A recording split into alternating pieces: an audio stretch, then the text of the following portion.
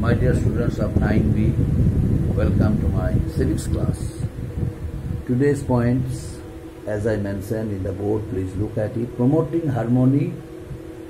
First one, fundamental duties. 2, promoting harmony. 3, preserving composite culture. 4, safeguarding public property. And 5, defending country's security. So these are the 5 points I am going to explain. Now, fundamental duties of the citizens.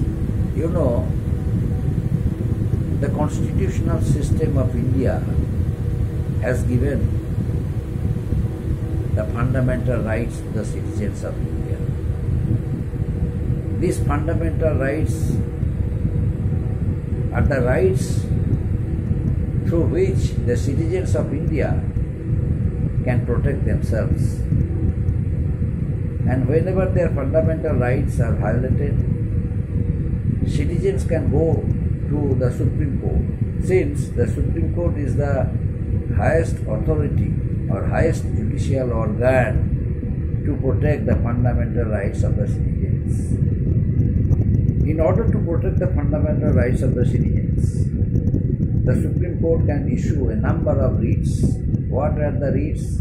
As I mentioned earlier in the previous class: habeas corpus, mandamus, certiorari, warranto, prohibition.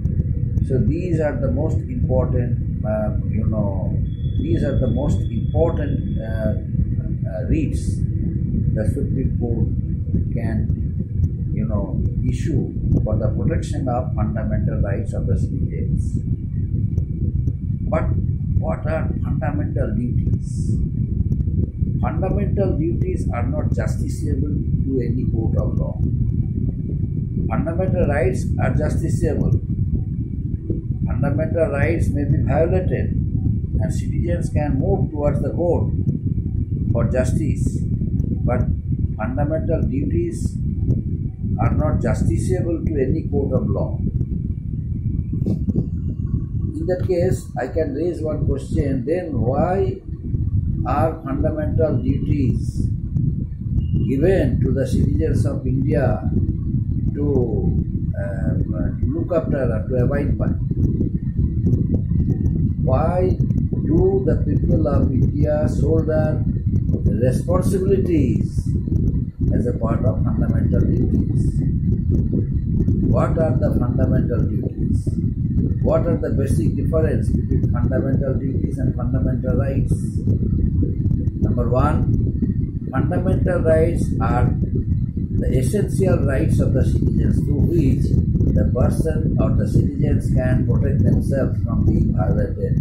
If their fundamental rights are violated, the person can go to the Supreme Court for its protection, and Supreme Court is bound to protect the fundamental rights of the citizens. There are different types of fundamental rights, right to equality, right to religion, right to, right against exploitations, right against exploitations, and so on. So these are the most important fundamental rights the citizens can exercise, the citizens can enjoy, and whenever the citizens fail to enjoy it, the citizens can go to the Supreme Court for its protection. So, how many fundamental rights are there? There are 6 fundamental rights of the citizens. Number 1, right to equality, right to freedom, right against exploitation, right to freedom of religion, cultural and educational rights, and right to constitutional remedies. So these are the 6 fundamental rights of the citizens. But fundamental duties, there is no specific fundamental duties. Fundamental duties are the civics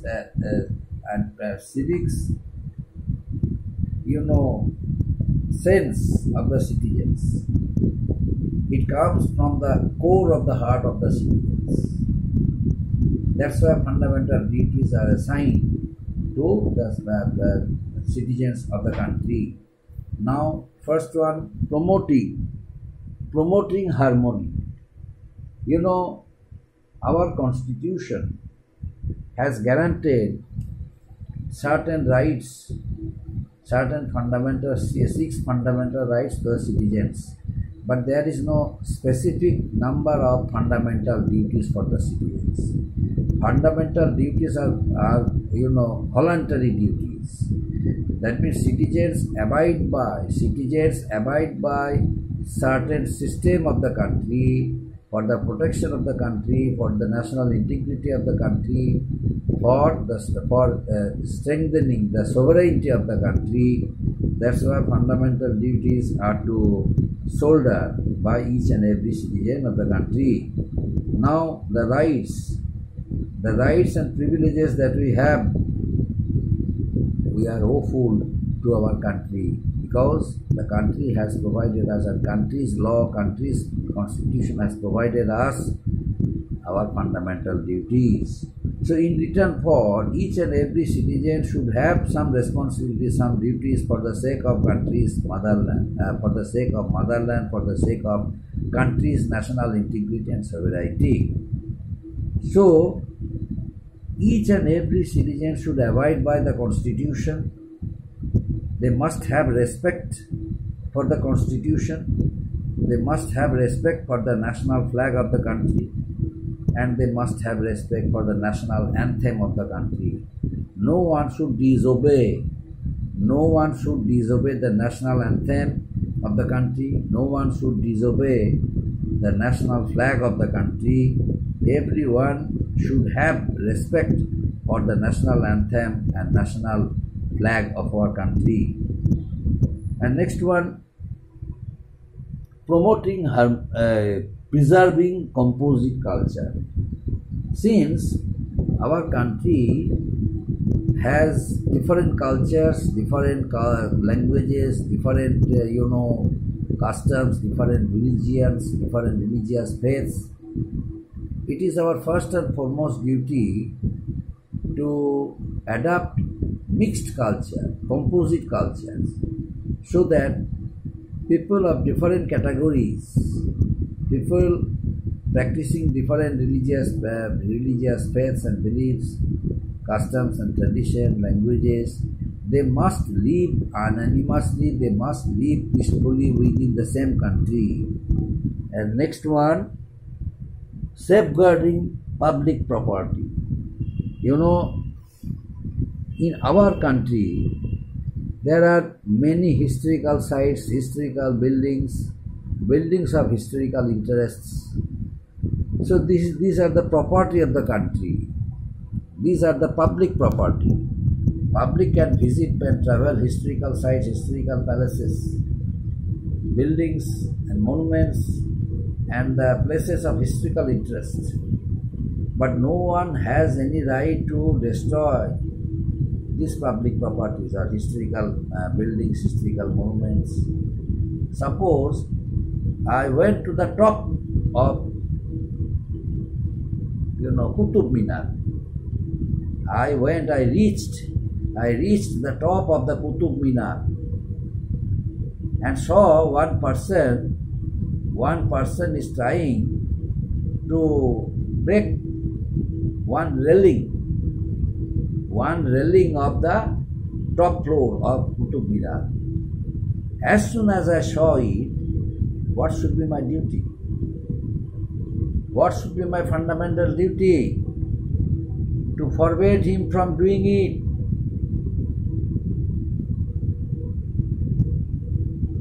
To make him understand with persuasive arguments that why he was doing it so, why he was breaking the railing of the top floor.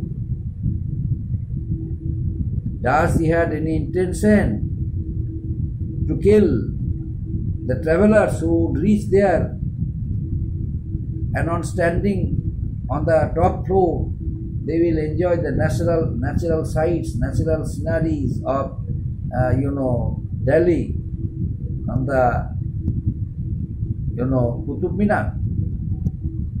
So immediately it is our first and foremost duty to make him stop doing it, and to make him understand its understand its negative sides, and understand and help him in understanding the immediate purpose or immediate cause of destroying, or the bad reaction or negative effect on the people of India he was doing. First of all, I would like to request him not to do it so. I must forbid him from doing it so. And then after being forbidden, if he practices the same thing, in that case I have to inform either police or voluntary organizations or the officers of the ASI, Archaeological Survey of India, so that the person must be taken up to the police custody.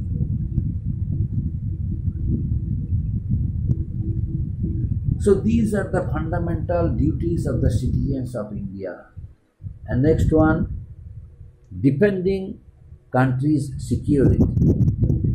Suppose I know few of my relatives or few of my friends who are very good, but suddenly I came to know that they are working against the sovereignty and integrity of the country, and what they are doing is not good for the security of our country. They have already shake hand with some external elements who do not like to make our country rich and prosperous, but their main intention is to break the national integrity of the country, because they are not the well-wishers of our country. In that case, what should be my duty? My duty would be to inform the government departments or the police, so that they must take immediate action and must arrest them, so that they must not affect the interest of the country. They must not become a cause for the disintegration of the country.